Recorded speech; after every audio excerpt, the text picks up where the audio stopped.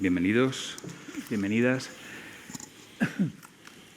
Como luego va a haber un turno de preguntas, ahora me toca preguntar a mí. Y voy a hacer unas preguntas muy sencillas. ¿Quién de aquí ha utilizado una VPN? ¿Quién de aquí ha comprado Bitcoin? Sí, culpable. ¿Quién de aquí ha utilizado Torrent para bajarse alguna película? Aquí hay abogados, nos pueden defender, no pasa nada. Pero todo esto es posible porque Internet, me hace mucha gracia hablar de la gobernanza de Internet, porque Internet, por definición, es ingobernable.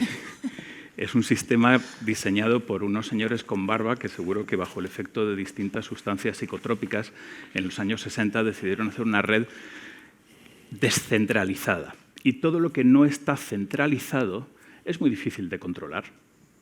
Se dice que Internet hace que busca una ruta alternativa cuando se intenta censurar. Si intentas censurar algo en Internet, siempre hay una forma de salirse, ¿no? La VPN, incluso el torrent que utilizamos algunos, son formas alternativas de que la información nunca deje de fluir. Entonces, la gobernanza de Internet es algo que no está en el diseño de la red. Es algo que ponemos por encima. Son las leyes, los contratos, las regulaciones, los sistemas que añadimos a Internet para que no se puedan cometer delitos. Pero los delitos ya estamos hablando de algo que tiene relación con el derecho y no tanto la base de Internet, que sigue siendo esta red ingobernable. Pero bueno, para hablar de gobernanza de datos hoy tenemos a las personas adecuadas. Vamos a empezar por este lado. Tenemos a Elena Gil, que es abogada digital y doctora en Derecho de Protección de Datos de Data Guardians.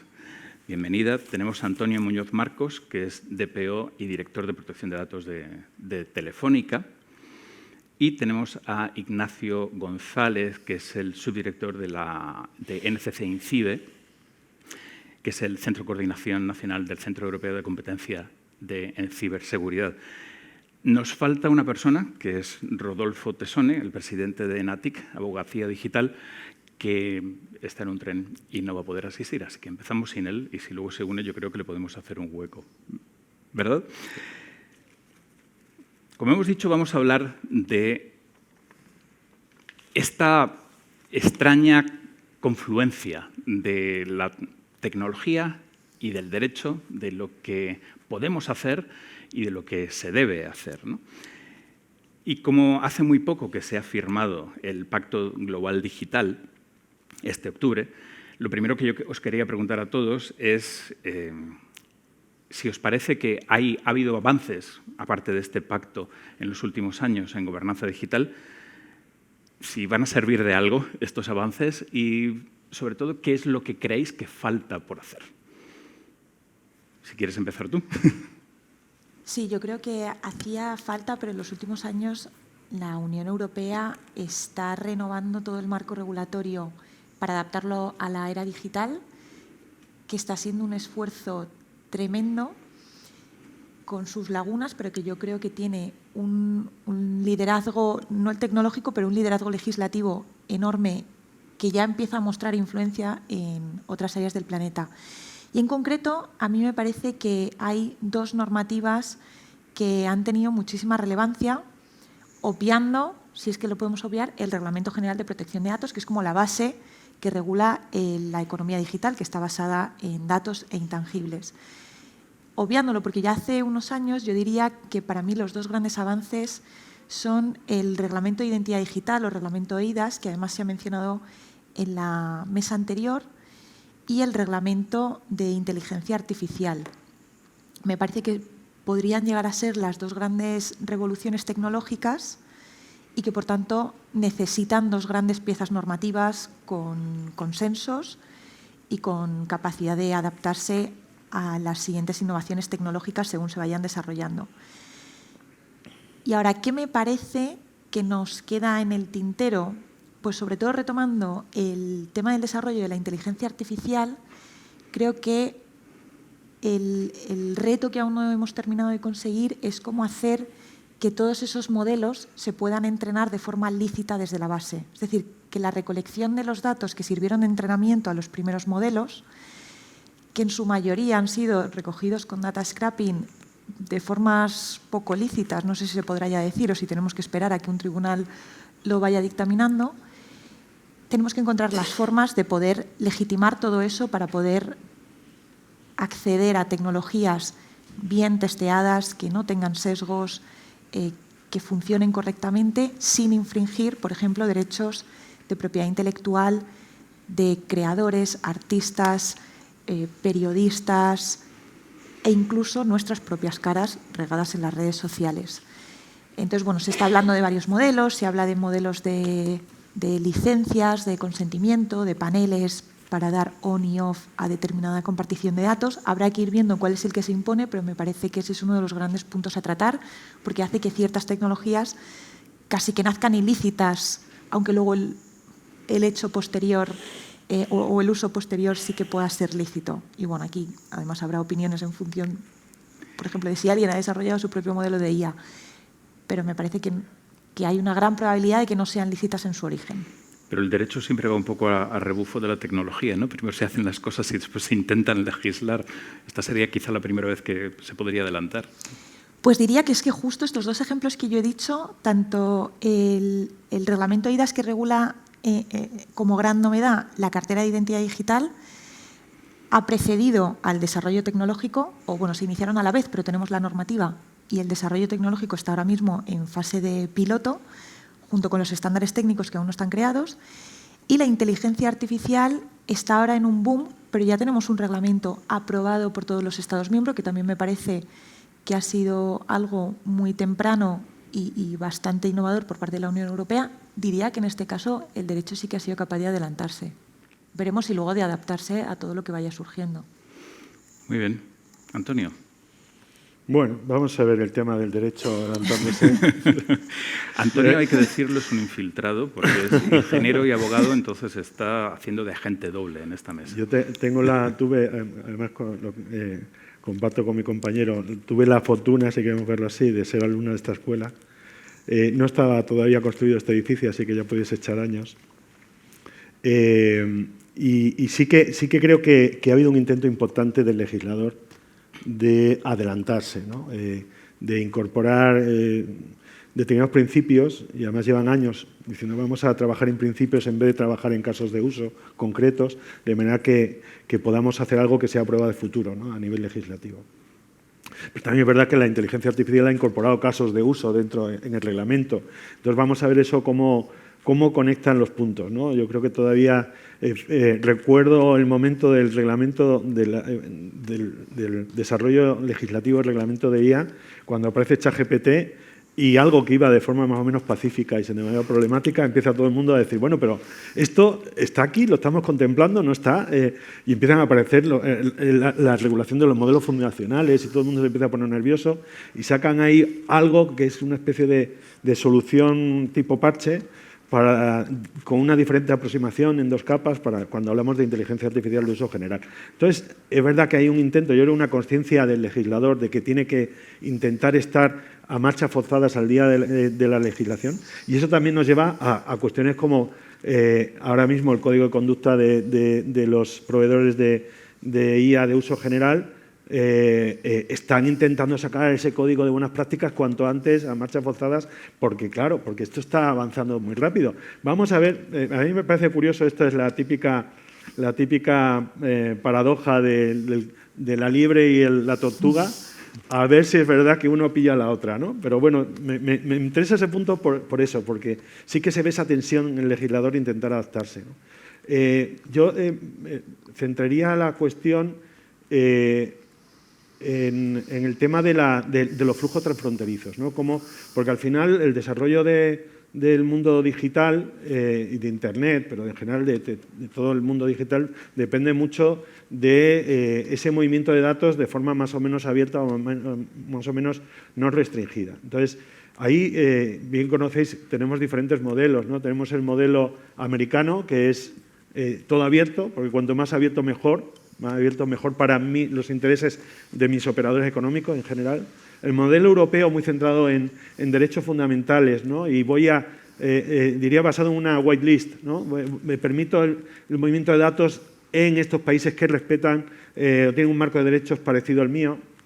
Y el modelo chino, que es muy restringido hacia adentro y menos hacia afuera. Es decir, yo permito a mis empresas que puedan salir a comerciar fuera, pero cuando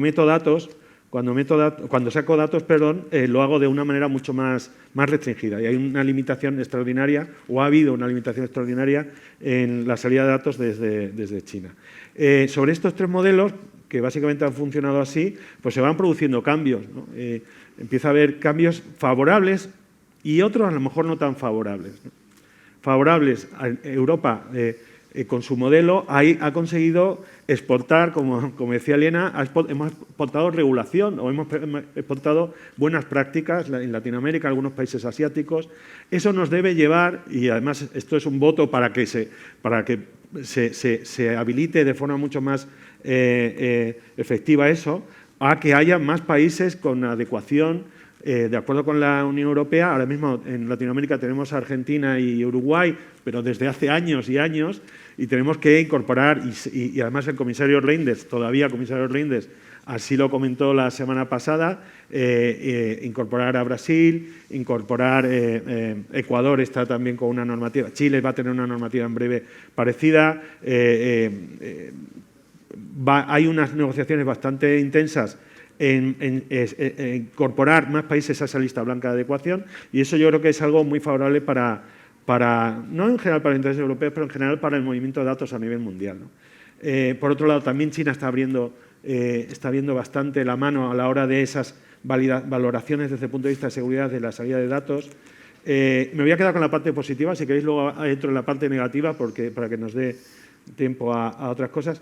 Hay, yo creo que también un esfuerzo bastante importante en la cuestión de acceso de autoridades a pruebas electrónicas, en cuestiones de persecución de delitos.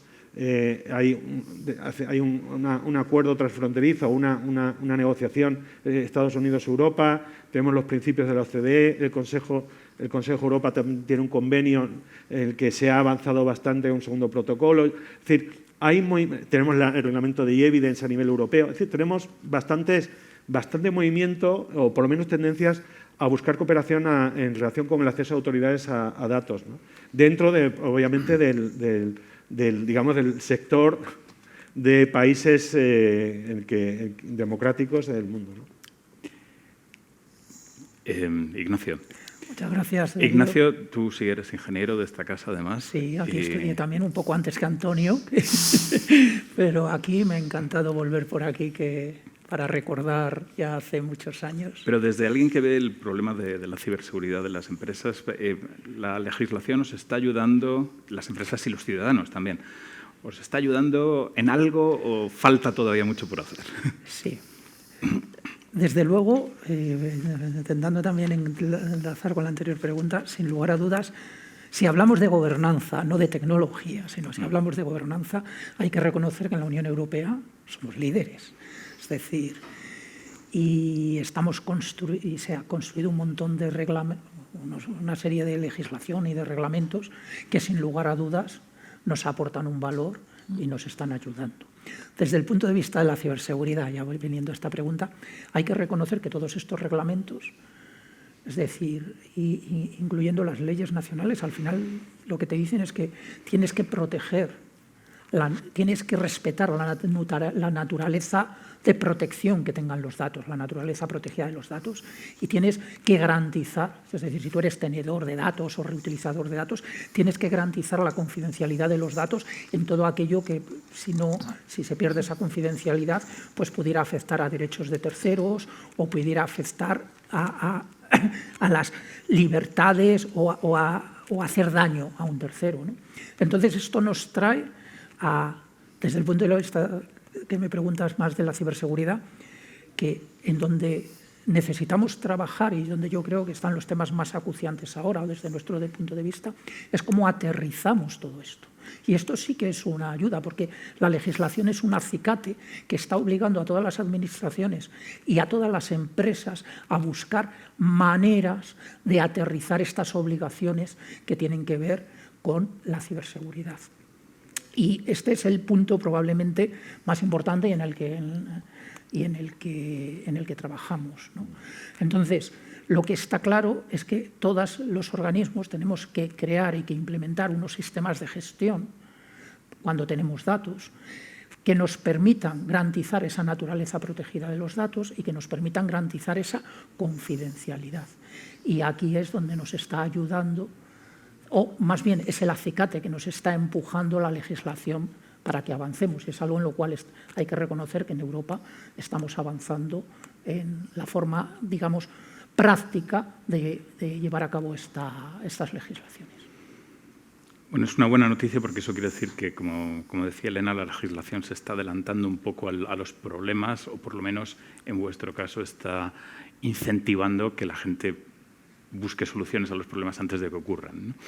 La otra pregunta que os quería hacer a todos es una muy sencilla, es ¿a quién pertenecen los datos? Porque Internet es una red global donde todo está distribuido, pero luego cada país tiene un gobierno diferente. Yo, como ciudadano de la Unión Europea, puedo contratar un servicio con una empresa en Estados Unidos que tiene mis datos. ¿De quién son esos datos? ¿Qué ocurre cuando yo tengo que recuperar esos datos? ¿O cuando hay un conflicto? ¿O cuando hay una violación de mis derechos de protección de datos? Todo esto parece extremadamente complicado. Así que si quieres, Elena, puedes empezar a contarnos de quién son los datos. Desde el punto de vista legal, es una consulta profesional aquí. Pues desde el punto de vista legal, en la Unión Europea la concepción es que los datos son de la propia persona. Ahora, yo no sé si en la práctica esto es así y de hecho, la pregunta parece que tiene más un matiz anglosajón que habla de la propiedad de los datos, porque aquí los datos son o los datos personales, que es casi todo, son un derecho fundamental, como decía Antonio, y eso es verdad que riega culturalmente prácticamente todo.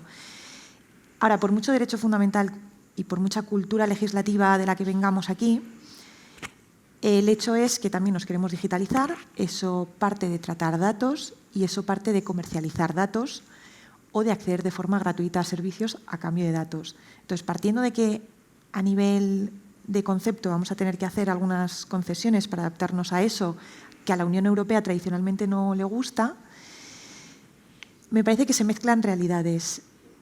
No creo que sea cierto que tengamos un control absoluto de los datos. Hay derechos que sobre el papel están reconocidos, como pueden ser la portabilidad, es decir, mover datos de una empresa o de una organización a otra. Yo nunca he probado a ejercer un derecho de portabilidad, pero he probado a ejercer otros derechos mucho más sencillos y mucho antes reconocidos en la norma, y es imposible. La interoperabilidad de sistemas, que se supone que se tienen que hablar para que todo esto sea posible, pero además empieza también a chocar con otra especie de nuevos derechos de los que se empieza a hablar, como la soberanía en la identidad, y volviendo a esta parte de identidad digital, o por ejemplo la cartera beta de la que se ha hablado en la mesa anterior, que no deja de ser lo que se ha bautizado rapidísimamente como el pasaporte. Se basa en una especie de tecnología que garantiza la privacidad para que tú puedas acceder a derechos de forma segura, sabiendo que eres quien dices ser o que tienes el atributo que se te pide, como la mayoría de edad, la nacionalidad, lo que sea, ¿no? Yo soy abogada, positivo o negativo, soy española, sí o no, poco más. Entonces, se empieza a hablar de esa especie de soberanía en el sentido de que los datos son nuestros, que tenemos control, que tenemos que proteger la privacidad, pero otra parte muy básica de todo ese ecosistema no me parece que a día de hoy esté del todo reconocido en la práctica, en el papel muchísimo. Así que no sé si… Es una respuesta muy de abogado, que depende. Sí, vamos a preguntar al siguiente infiltrado. A ver, vamos con un poco una mezcla de ambas cosas, ¿no? Yo creo que hay muy interesante leer la comunicación de la Comisión de hace unos años, pero que es el propósito de la Comisión sobre la estrategia de datos de de la Unión Europea, ¿no? Y luego la brújula digital hasta 2030, porque dice cosas como que por ahora hemos ido perdiendo el timing, pero tenemos que actuar ya si queremos estar ahí en la vanguardia de la cuestión. Y que, bueno, pues hay determinada legislación de otros países que pudiera no ser la más adecuada para ello.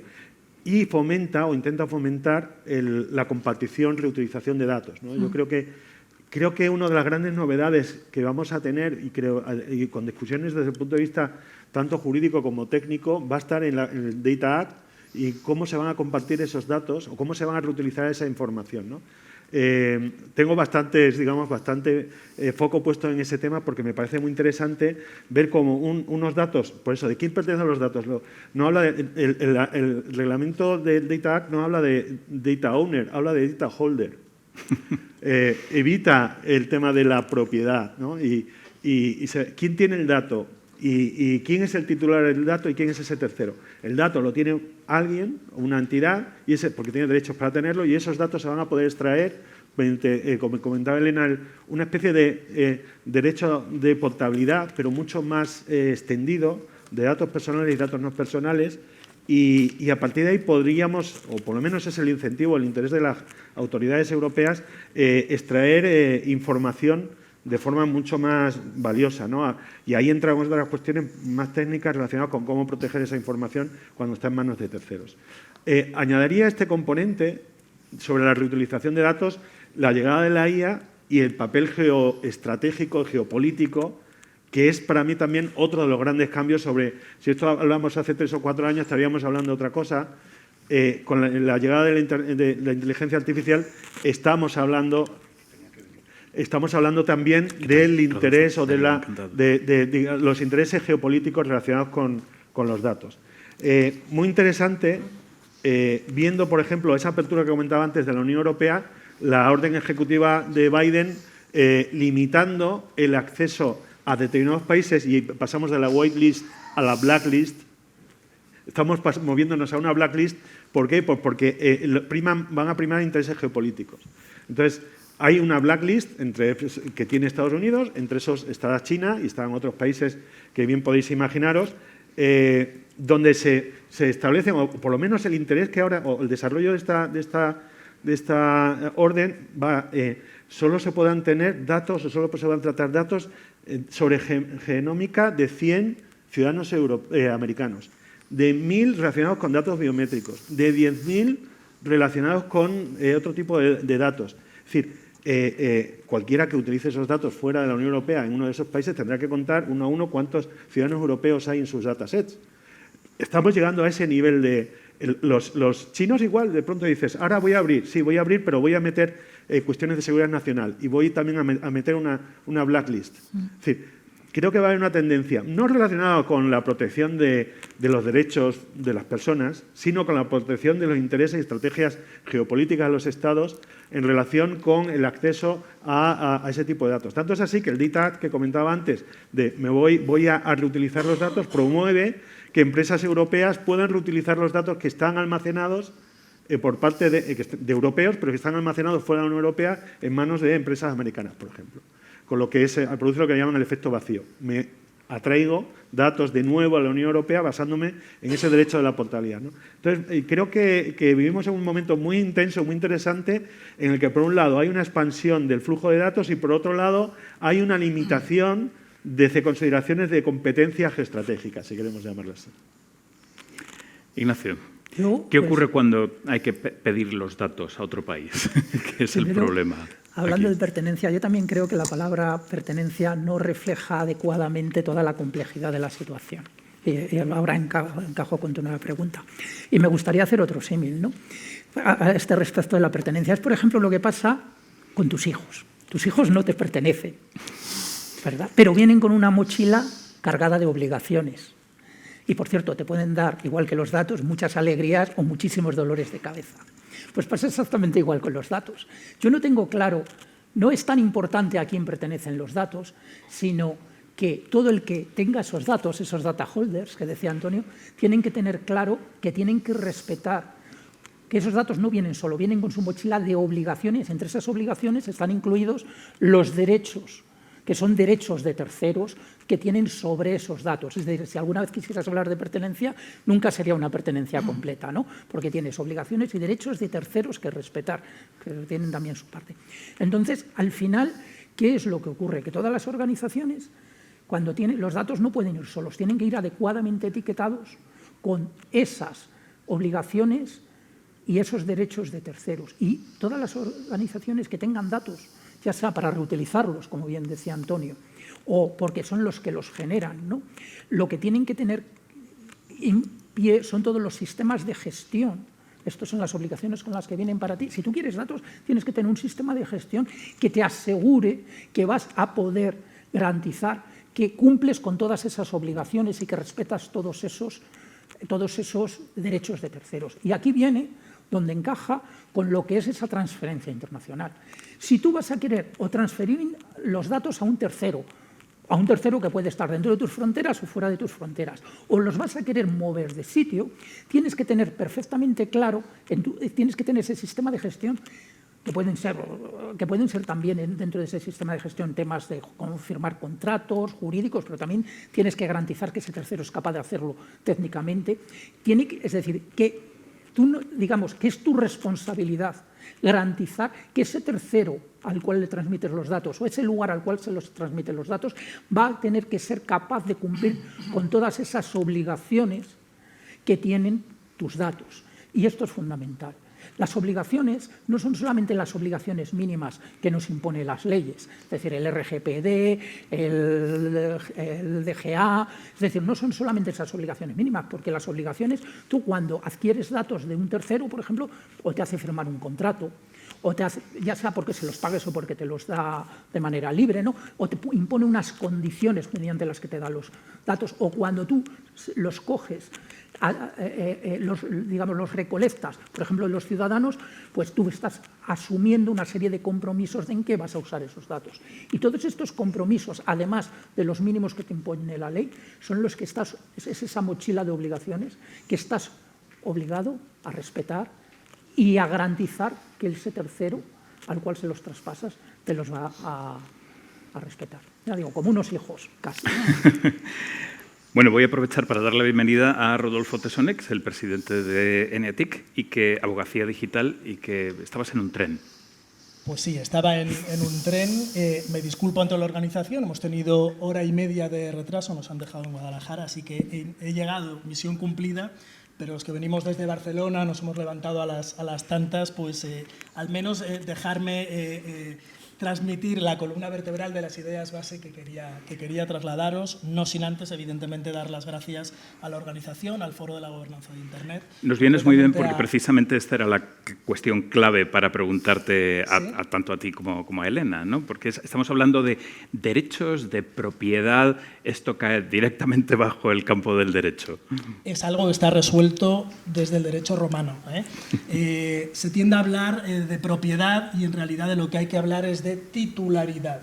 Y en tanto que hablamos de titularidad, va anclado a unos activos, a unos bienes, en este caso los datos, lo cual implica, como muy bien comentaba Nacho con el ejemplo excelente que has puesto de los hijos, que eso conlleva unos derechos y conlleva unas obligaciones, conlleva una responsabilidad.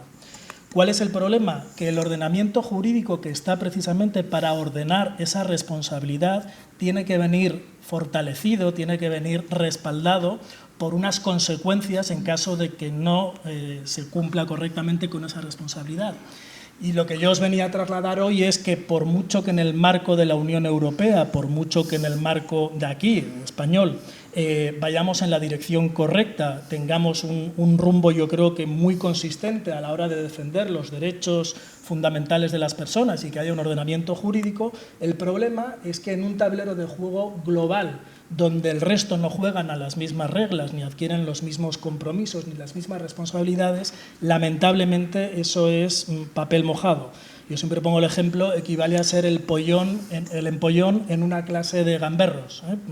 Lamento decirlo así, pero en estos momentos, en el tablero de juego global, quien tiene la soberanía de los datos está repartida entre no más allá de 15 grandes compañías multinacionales y no más allá de 4 o 5 estados de grandísima relevancia en lo que es la gobernanza del dato, como el caso de China, creo que ya lo habéis comentado, o como el caso de Estados Unidos. Por lo tanto, si estamos en un tablero de juego global, tienen que haber las mismas normas para todos. Y si no hay las mismas normas para todos, lo único que estamos haciendo es penalizar nuestra competencia, estamos debilitando a nuestra industria, a nuestras empresas, y por lo tanto yo lo que planteo, ya que tenemos las autoridades presentes, lo que planteo es proyectar el esfuerzo regulatorio en lo que yo llamo el 95%.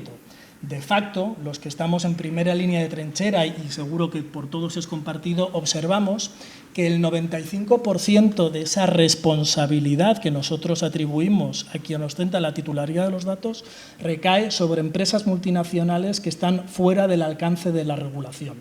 Sin embargo, el 95% del esfuerzo que hay que hacer para cumplir con esas obligaciones recae sobre el 95% de las pymes, pequeñas y medianas empresas. Démosle un giro copernicano. Aquí de lo que se trata es de ir por el gran incumplidor, por los grandes responsables, y a los pequeñitos, evidentemente, meterlos dentro de las buenas vías, de la buena senda, pero no ser tan exigentes o tan intensivos con el cumplimiento.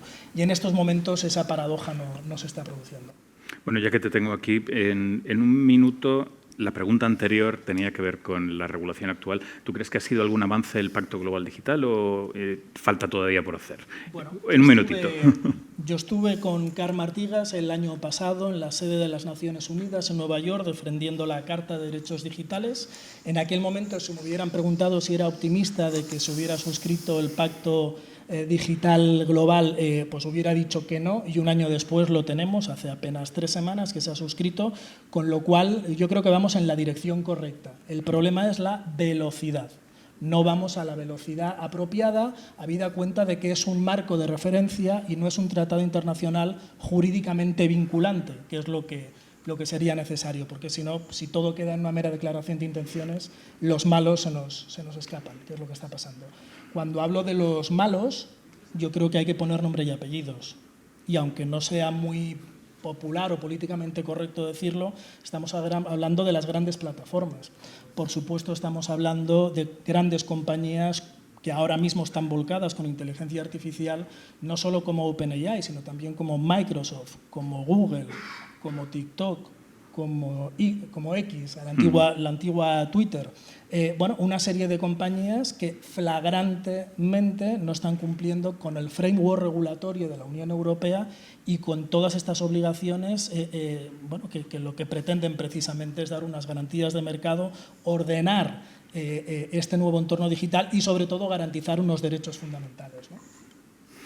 Vamos a hablar de los malos ahora. Por un lado, el cibercrimen, las amenazas de ciberseguridad es algo que afecta a las empresas, a los particulares, te roban los datos, te roban la tarjeta de crédito, te hacen chantaje con los datos, pero también tenemos estos, podemos decir, delincuentes de guante blanco, que son las grandes empresas que acaba de mencionar Rodolfo, que se resisten o directamente ignoran las regulaciones internacionales. Así que vamos a hablar, empezamos si quieres por Ignacio, que nos cuente cuáles son estas amenazas y qué podemos hacer para defendernos, tanto como empresas como ciudadanos, y luego ya al resto os preguntaré qué podemos hacer para pelearnos contra Facebook o contra Google. No he dicho meta. Sobre todo, quizás intentando enlazar un poco con lo que nos ha contado Rodolfo, yo no veo tan desesperada la situación respecto a esas grandes multinacionales. Bueno, primero también tenemos en los países europeos grandes empresas tenedoras de datos, que no son esas grandes. Todos los bancos tienen una cantidad de datos brutales nuestra, los operadores de telecomunicaciones, una cantidad de datos brutales nuestra. Y es también cierto que hay las grandes multinacionales que todos tenemos en nuestra mente que tienen muchísimos datos nuestros. Pero, sin embargo, yo soy optimista en que creo que esas grandes empresas, esas grandes multinacionales, sí que van a intentar, no digo que lo vayan a conseguir, pero sí que van a intentar, y además tienen medios para hacerlo, sí que van a intentar, en lo que compete a los datos de las personas, a los datos personales europeos, sí que van a intentar respetar la legislación, porque esto está en su negocio, está en su prestigio, está en su ayuda, y yo no tengo muy claro que van a ganar mucho no respetándola, y creo que van a ganar más respetándolo, y creo que lo van a intentar. Pero ¿dónde está el verdadero problema? El verdadero problema para mí está en los que tú has dicho, en los malos, en aquellos que les da igual la legislación, que les da igual esa mochila con la que vengan los datos que decíamos antes, que lo que van a intentar es robar los datos, estén donde estén, y utilizarlos. Y aquí es donde está, desde mi punto de vista, el mayor problema y la mayor amenaza. Y las amenazas, en el caso de los datos, son las mismas hoy que eran hace 10 años. Es decir, son todas las que pueden afectar a la confidencialidad, integridad y disponibilidad de los datos. Y entonces, ¿qué es lo que tenemos que garantizar? ¿Qué es lo que tenemos que hacer? Pues tenemos que garantizar que todas aquellas, no solo organismos, sino también nosotros a nivel personal, como personas, pues que tenemos claro, primero, sabemos qué datos son los que tenemos, porque si tú no sabes qué datos tienes, malamente los puedes proteger. Y esto es importante tanto a nivel de cada uno en nuestra casa como a nivel de las empresas. ¿Qué es lo que pasa? Si eres un organismo, una empresa, además tienes que tener etiquetados esos datos para saber qué obligaciones tienes respecto a esos datos o qué derechos de terceros tienes que respetar. Y también tienes que entender cuál es el daño que te puede causar que esos delincuentes y que esos malos, digamos, te roben los datos o te los cambien. Esto es fundamental. ¿Por qué? Porque de acuerdo a esos daños, pues tú tendrás que saber qué medidas de seguridad tienes que implantar. Y si eres un organismo, tendrás que implantar además un sistema de gestión adecuado para esos datos. Entonces, esto es desde el punto de vista de, que también intentando responder a la pregunta de qué es lo que tenemos que hacer todos y dónde tenemos que poner nuestro foco y dónde tenemos que poner todo nuestro esfuerzo. Y, por supuesto, tienen las autoridades, pues tendrán que perseguir a aquellas empresas que, ya digo, que yo creo que no, que las empresas van a querer cumplir con la ley, que si no cumplen con la ley, pues será un accidente, o será por desconocimiento, o será por un problema que hayan tenido con los delincuentes, pero soy mucho más optimista quizás, Rodolfo. Bueno, Nacho, en ese sentido hay una complementariedad, yo creo, pero igualmente yo creo que hay que poner encima de la mesa que en los últimos tiempos, por cuenta de la inteligencia artificial, se ha entrenado a la inteligencia artificial con datos no solo de carácter personal, sino también de carácter confidencial corporativos, sin nuestra autorización previa, luego sí, y luego hemos visto todos lo que han hecho las autoridades de control, pero ¿qué pasa con el mientras tanto, ¿no? Es decir, ¿qué sucede con esos incumplimientos que con carácter previo ya se han cometido? Incluso hasta la entrada en vigor del RIA, del Reglamento de Inteligencia Artificial, donde hay un principio fundamental en el derecho, que es el principio de la irretroactividad de la ley, es decir, que hasta la entrada en vigor del reglamento, pues todo el mundo podía hacer prácticamente, pues esto era el Far West o la ley de la jungla, cuando ya se han alimentado a todos esos datasets y a todas esas inteligencias artificiales. Entonces, bueno, yo creo que no debemos pecar de inocencia, porque todas esas compañías que yo conscientemente he mencionado han hecho ese intento precisamente de absorber cual agujero negro la mayor cantidad de información posible en ese escenario de ultracompetencia en el que todos están abocados y se están dando todos codazos, ¿no? Pero eso hay que ponerlo encima de la mesa. Sin lugar a dudas, es cierto que digamos que la situación, y sobre todo en los inicios de las tecnologías, pues la situación no es perfecta. Pero digamos que los gestores, es decir, sabiendo que la situación no es perfecta, ¿qué es lo que buscamos? Hacer las cosas un poquito mejor cada año. Es decir, y si la inteligencia artificial, digamos, este boom que ha habido, pues ha sido nuevo, y durante el tiempo que no estaba la legislación no han sido capaces, pues, de etiquetar los datos con las obligaciones que tienen, y por lo tanto, pues el resultado, digamos, los productos resultado de esos datos, pues tampoco están respetando del todo quizás esa legislación, pero lo que está claro es que gracias a estas nuevas legislaciones que estamos sacando en Europa, yo creo que las empresas van a mejorar, que era lo que contaba en la respuesta a mi primera pregunta. Es importante esta guía, este ciclo de mejora continua, y lo que tenemos que conseguir, porque la vida no es perfecta, la sociedad no es perfecta, pero tenemos que ser un poquito mejor cada año. Y este poquito mejor cada año es a lo que nos ayuda esta regulación que hacéis los abogados, no los ingenieros, pero que nosotros tenemos que implementar, que sabemos que es muy complicado implementarla, y lo que hacemos es que funcione un poco mejor para cada año. Y yo estoy convencido que incluso dentro de las empresas también lo intentan. Totalmente de acuerdo, Nach. Perdón, tú me cortas, sé que estás quería dar paso a Antonio. Sí, por supuesto. No, yo solo cuando hablamos de malos, quiero centrarme en los malos ciberdelincuentes primero, porque si no, estamos perdiendo todo.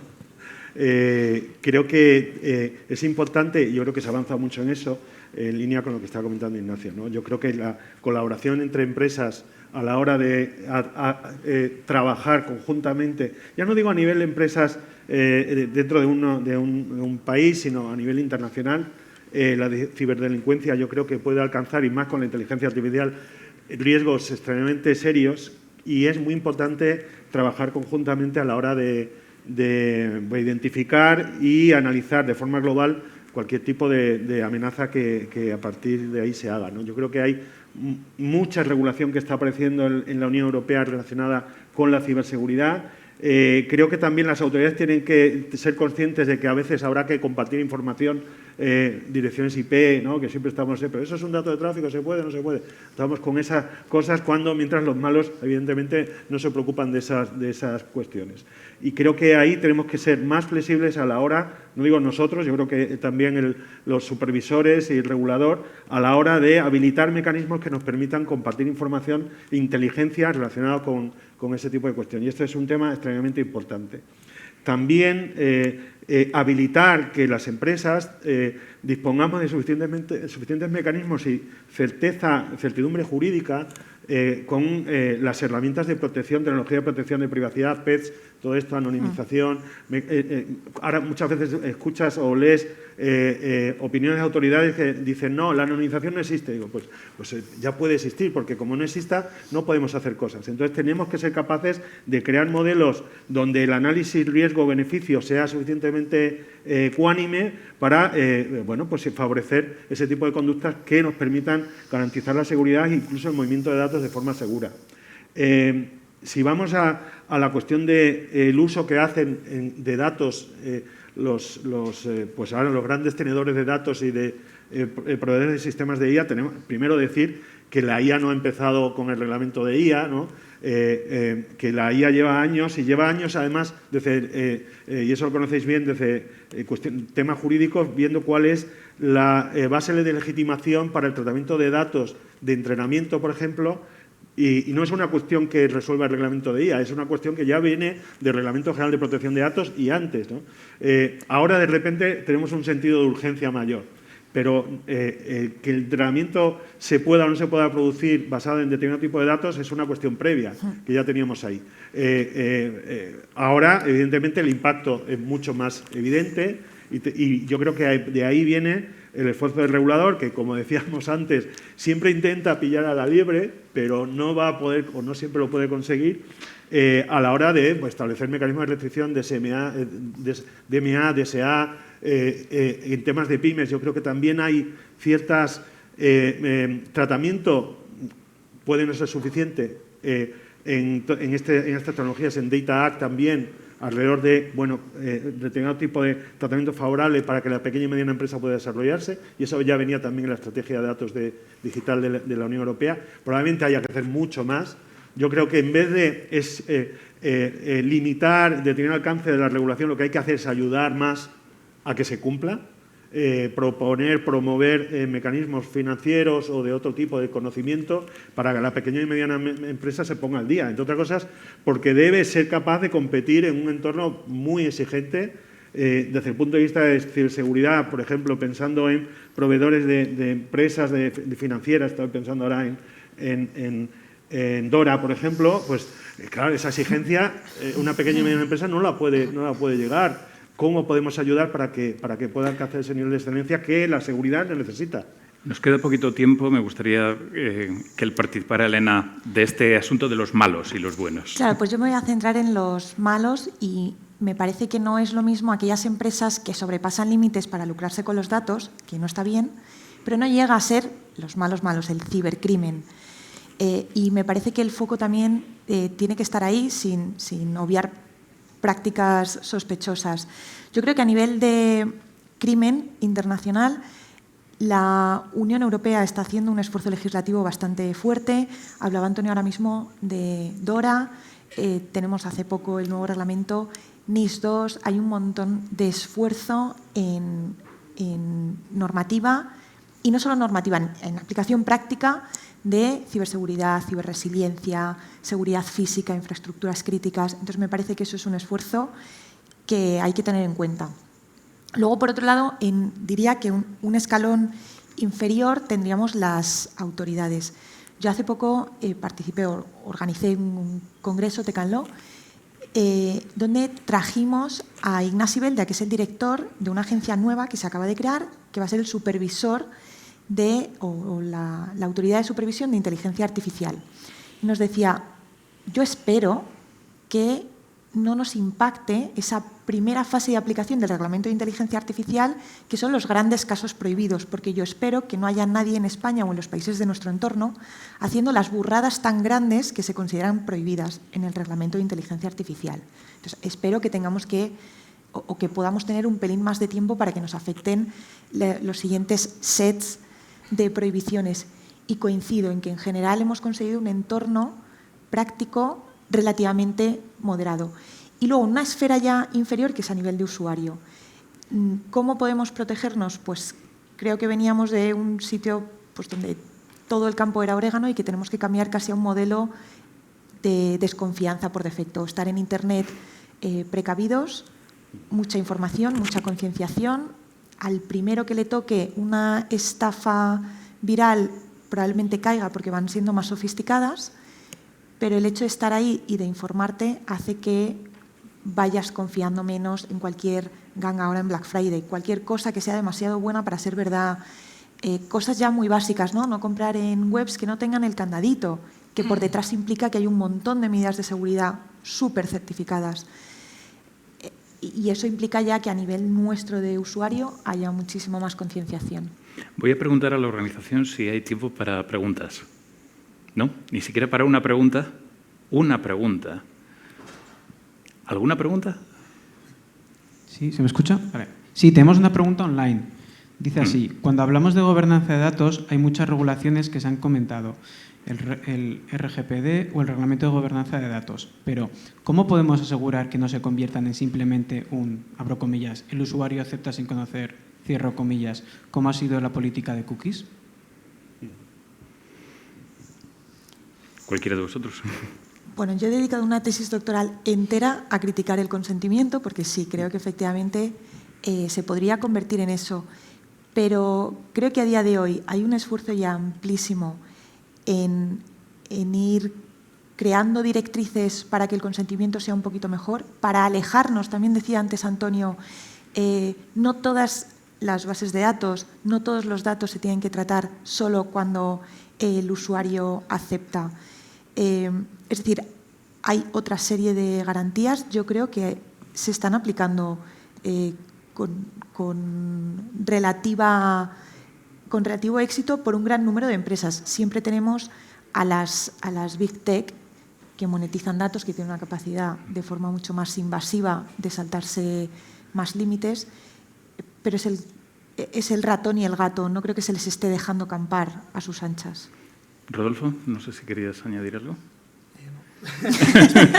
Lo ha explicado muy bien Elena y como creo que vas a dejar un turno un minutito posterior, pues así me lo de cierre, no sé si es el caso. No, me están echando. Vaya, no, pues, bueno, no, yo quería como minuto de cierre dejar esa columna vertebral. Es que como vengo de Barcelona, al menos con la licencia de Jorge, en un minutito, porque creo que son unas ideas base que en un foro de tanta relevancia como es este, pues yo creo que vale la pena fijar, ¿no? Así que me gustaría, en primer lugar, compartir con vosotros, pero sobre todo con todos los que nos estáis escuchando, por si no lo sabemos, estamos en una situación de emergencia. Es que yo estoy cansado de ir 3 o 4 congresos a la semana y me da la sensación de que venimos, lateralmente veo a los mismos compañeros a los cuales aprecio y adoro, los mismos gentes, pero me da la sensación de que no somos conscientes de la situación de emergencia en la que nos encontramos, juntando emergencia como emergente, estamos en una nueva era, y como urgente. Basta ya de hablar, basta ya de papers, basta ya de escribir y pasemos, por favor, a la acción. El tablero de juego es global y mientras no tengamos una legislación global y no tengamos unos acuerdos internacionales jurídicamente vinculantes, esto es papel mojado. Señores, tú, Nacho, desde tu perspectiva, que sabes que estamos absolutamente alineados, hablabas de confidencialidad, disponibilidad e integridad de los datos, pero eso es una vertiente de seguridad de la información. Yo lo veo desde una perspectiva de derechos fundamentales. ¿Por qué? Porque hoy en día los datos son la vida de las personas. Nuestros datos es lo que nosotros vivimos en digital. Evidentemente, eso tiene inherentemente en su ADN unos derechos fundamentales, de ahí la Carta de Derechos Digitales y toda la regulación posterior que ha habido. Por lo tanto, teniendo en cuenta que los datos son el flujo sanguíneo del cual se nutre todo este ecosistema, lo que aquí está en jaque es la soberanía.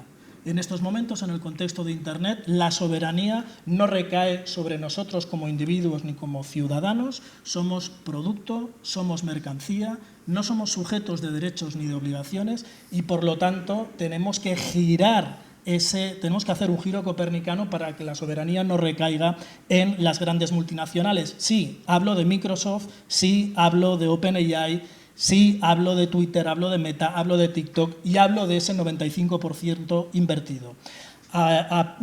Solicitaría, ya que tenemos aquí a las autoridades, que empecemos a plantearnos lo que es el espacio público, lo que es el dominio público, lo que es la necesidad de generar ciudades, islas, parcelas, parques públicos ciudadanos en Internet, donde todos nosotros podamos vivir en esos entornos con papá Estado, que nos pueda dar esas garantías y que podamos estar en un entorno seguro, no que tengamos que ir a pueblos, aldeas o zonas absolutamente privadas y draconianas.